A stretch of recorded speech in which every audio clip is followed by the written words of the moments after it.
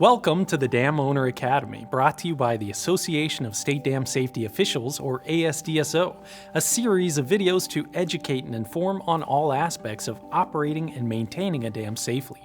This video will cover extreme rainfall events at dams. Floods are the #1 precursor to dam failures.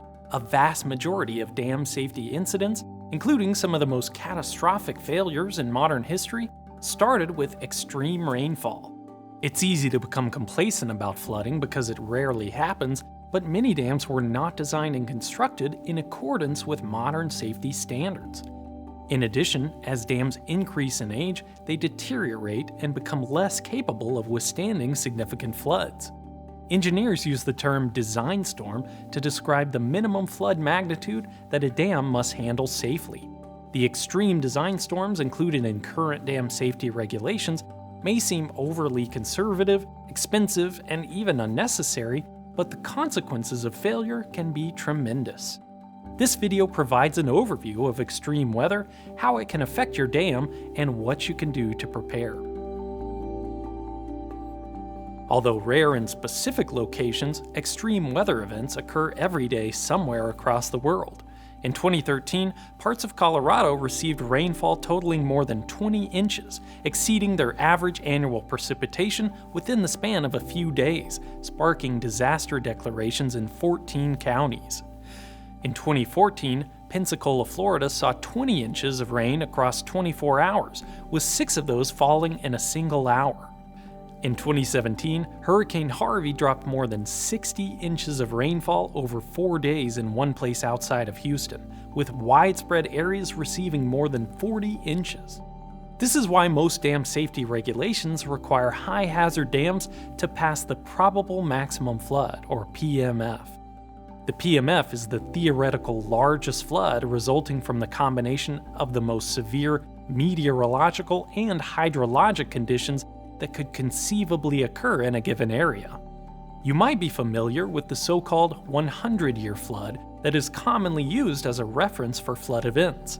Although its name implies that it can only happen once every 100 years, the actual definition is a flood magnitude with a 1% chance of being exceeded in a given year.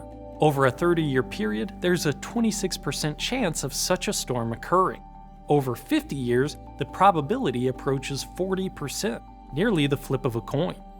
And storms much greater than the 100-year event regularly occur, which is why the probable maximum flood is commonly used as the design storm for many high-hazard dams. Flooding can put incredible strain on civil structures. Most dams have spillways that discharge water when the reservoir is full, but they're often designed to handle small routine storms. Extreme rainfall can concentrate in the watershed upstream of a dam, increasing stream flow toward the structure. When the flooding reaches the dam, it can send enormous volumes of water through the spillway, causing damage and deterioration. In a worst-case scenario, the spillway can be completely overwhelmed and unable to discharge water fast enough to keep the reservoir level from rising. If the reservoir overtops the dam, the erosive forces can lead to catastrophic failure. Overtopping is one of the most common ways that dams fail. Even if the dam doesn't overtop, elevated reservoir levels introduce structural and hydraulic stresses that may exceed those the dam has ever experienced. These stresses decrease the structure's stability and increase the potential for seepage and internal erosion that can progress into failure. When a dam fails, it can release a significant volume of water that travels downstream, potentially into developed areas. In addition, dam failures usually progress rapidly because the swift flow of water continuously erodes the breach wider and deeper. Many dams were originally constructed in rural areas but now have significant development downstream. History has shown that dam failures often lead to loss of life and property, significant economic impacts, environmental devastation, and damage to critical infrastructure, including power, water, energy, transportation, and communication facilities. Dam owners are responsible and liable for the impacts in the event of a failure, both ethically and legally. Impounding water is a hazardous undertaking. Careful vigilance and regular maintenance are required to keep dams safe against extreme weather. the public is not accepting of disasters that could have been avoided through proper operation and maintenance or a rehabilitation project. Floods can occur with little warning, so you should inspect and maintain your dam regularly to ensure it's ready to handle a significant storm event. Inspection is the first line of defense against issues that can progress into failure. Dams should always be inspected during and after high flow events as well. Quickly flowing water and elevated reservoir levels can worsen the condition of your dam. Floods often lead to damage that requires immediate attention to repair. You should also ensure your dam has enough spillway capacity to withstand a significant flood event safely. Dam engineering and hydrologic science have improved significantly over the past 50 years, and we know more about extreme flooding than we ever have before. Many states have updated their guidelines for estimating the magnitude of flooding that a dam must be capable of withstanding. Adequate spillway capacity depends on several factors, including the drainage area, topography, ground cover, and storage volume. Your state dam safety program can provide information on minimum spillway capacity requirements. In most states, requirements are based on a dam's hazard classification, which is a measure of the potential impacts that could occur due to a failure. Dams with the highest hazard potential must be able to discharge the most extreme flood events safely and without a breach. A professional engineer should perform a hydrologic study and determine whether your spillway has adequate capacity based on your state's dam safety program requirements.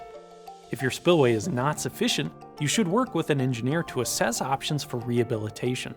Finally, you should make sure your dam's emergency action plan is up to date. When emergency strikes, you do not want to be making decisions using incorrect or outdated information.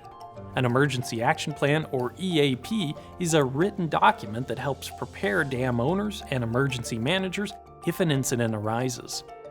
Preparing and maintaining an EAP is an essential step in reducing the risk to lives and property from the consequences of a failure, complementing the regular upkeep of your dam. Heavy flooding can and does occur at dams.